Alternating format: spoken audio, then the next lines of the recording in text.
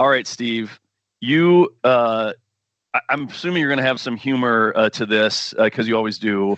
But like, when you coach your team on negotiation tactics, what does that look like to you? What are those things that you try and do to help your team with negotiation and closing? Yeah. Well, first of all, a huge fan of Chris Voss.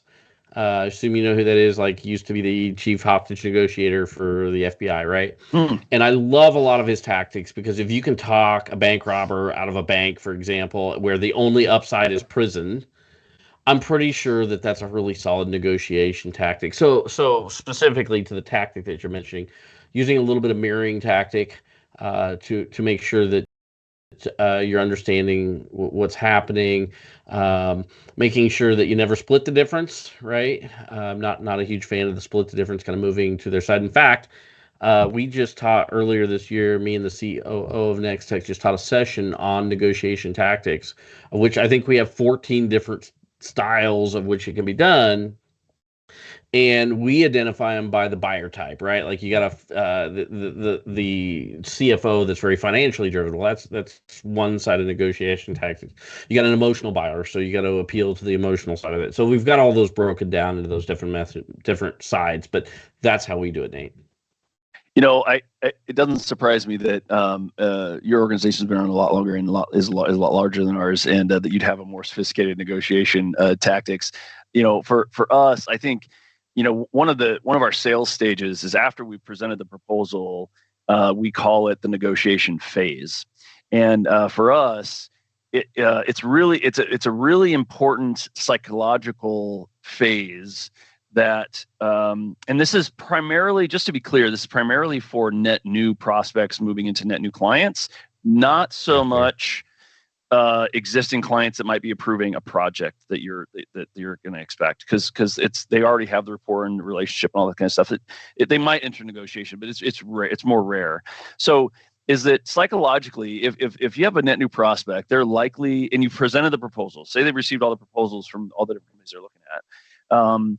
They're for us, they're talking to somebody, and if they're not talking to you, that's a problem, right? So how do you so like negotiation phase isn't because, oh, I've presented the proposal, now we're in negotiation phase. It's no, it's Right. that there's a psychological thing that happens when the client comes or the prospect comes back after you've presented the proposal, and they start just asking questions. So Sometimes let it's me like, clarify, Nate. So let me yeah, clarify. What you're saying is, okay, I've presented a proposal, and yeah, you're saying the client's they've got all these proposals now yeah, that are probably, potentially, the customer doesn't even know how to make a decision, how to compare and yeah, contrast these proposals. possibly. So what you're saying is they're talking to somebody, Hmm. internal, external, another competitor, it doesn't matter.